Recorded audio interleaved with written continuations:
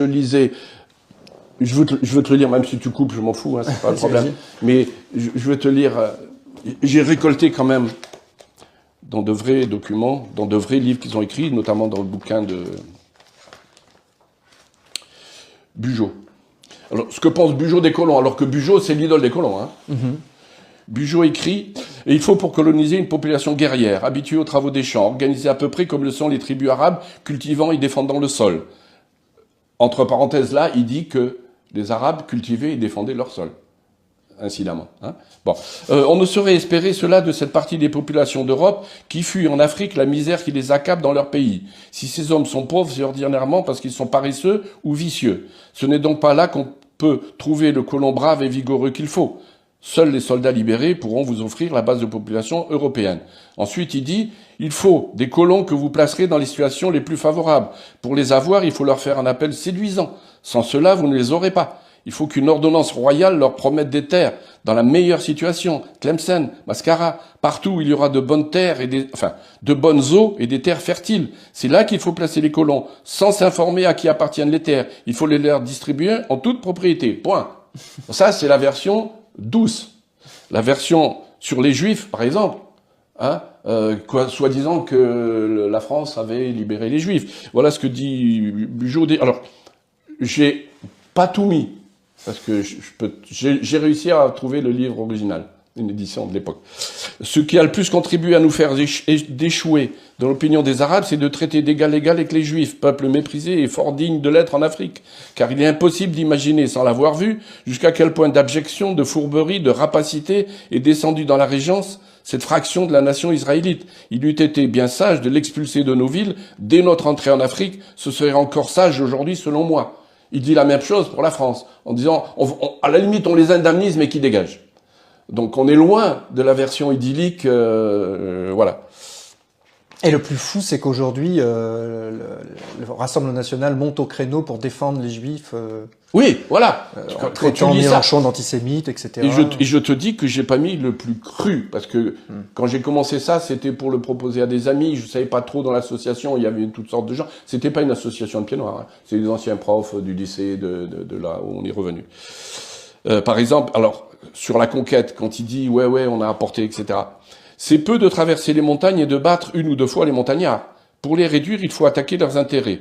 On ne peut y parvenir en passant comme un trait. Il faut s'approfondir sur le territoire de chaque tribu. Il faut s'arranger de manière à avoir assez de vivres pour y rester le temps nécessaire pour détruire les villages, couper les arbres fruitiers, brûler ou arracher les récoltes, vider les silos, fouiller les ravins, les roches, les grottes pour y saisir les femmes, les enfants, les vieillards, les troupeaux et le mobilier. Ce n'est qu'ainsi qu'on peut faire capituler ces fiers montagnards. Le but n'est pas de courir après les Arabes, ce qui est fort inutile. Il est d'empêcher les Arabes de semer, de récolter, de pâturer, de jouir de leurs champs, aller tous les ans leur brûler les récoltes ou bien exterminer-les jusqu'au dernier. Si ces gredins se retirent dans des cavernes, y mettez Cavagnac au Sébat, fumez-les à outrance comme des renards. Et ça, il y a pire, je peux te dire pire que ça, Saint-Arnaud, etc., qui ont du même acabit. C'est eux qui ont assassiné au début. La conquête, on payait des soldats au rapport de nombre d'oreilles, voire de têtes coupées. Et on faisait des allées de têtes coupées d'Algériens qu'on avait éliminés en rasant le village. Ouais, et les fumées dans les grottes. Ça, mes parents l'ont jamais su, je pense. Ouais. Tu vois, même moi, je l'ai jamais su. Je le sais maintenant. Et fumer dans les grottes, j'avais déjà entendu parler. J'avais entendu parler de cette histoire, oui. Et finalement, c'est une prémisse quelque part. Enfin, un historien disait ça, que c'était une prémisse quelque part des chambres à gaz. Oui, d'une certaine façon, c'est une chambre à gaz. On met les populations entièrement dans une grotte et on les gaze. Oui, voilà. Hein. Et les gens s'en revendiquent. Il y en a un qui dit, j'ai fait ça. C'est pour. Attends. C'est Saint-Arnaud, hein. C'est Saint-Arnaud, c'est celui qui va aider Louis-Napoléon à faire son coup d'État en 1951. Lui, il fait un compte-rendu jour par jour. Il est lieutenant en 31, c'est-à-dire au début de la conquête. Il est maréchal de France en 52, c'est-à-dire une fois qu'il a bien montré ses capacités, il devient maréchal de France. Il écrit donc son truc tous les jours et il l'envoie à son frangin au fur et à mesure. Et il dit, 11 octobre 1842, nous tirons peu de coups de fusil, nous brûlons tous les douars, tous les villages, toutes les cahutes. 15 août 1845, 500 Algériens s'abritent dans une grotte entre Ténès et Mostaganem. Ils refusent de se rendre. J'ordonne à mes soldats de les emmurer vivants. Je fais boucher hermétiquement toutes les issues. Je fais un vaste cimetière. Point de suspension. Personne que moi ne sait qu'il y a là-dessous la terre, 500 brigands qui n'égorgeront plus les Français. Ma conscience ne me reproche rien. Bon, extrait, hein. Et je te dis, il y en a d'autres, avec des histoires d'oreilles, etc. C'est incroyable de dire « ma conscience ne me reproche rien ». Ah, sa conscience ne me reproche rien. C'est le contraire qu'il est en train de dire, en fait. S'il dit ça, c'est pas pour rien, c'est qu'il se pose des questions. Oui, oui. Le même, dans la revue où j'ai trouvé cette citation-là, il avait eu en France il avait nagé dans des eaux très troubles, voire assassinat, argent, etc. Et il est parti dans l'armée pour se faire refaire une santé. Voilà. Mais je l'ai pas mis dans l'article. Et donc, dernière question de tout à l'heure, c'est l'enfant qui grandit dans une famille qui est même de gauche mais raciste, lui ne l'est pas. C'est quoi? C'est un miracle?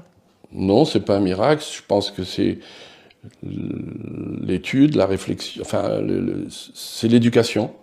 C'est avoir lu, lire, comprendre, vouloir comprendre, c'est l'humanité. Je sais pas comment te détruire, moi je peux pas te dire pourquoi j'en suis arrivé là.